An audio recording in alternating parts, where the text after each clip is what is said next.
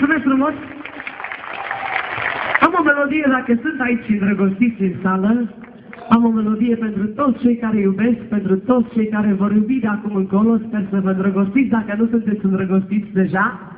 O dedic cu drag celor care vor să iubească în viața asta, pentru că cel mai frumos dar în lume este iubirea. Cine știe, cântă cu mine? Până a spus cine iubește! Cine iubește aici în sală? Mai mult femei sau mai mult bărbați? Ia să vedem. Bărbații iubesc, dar nu vor să recunoască. Ha!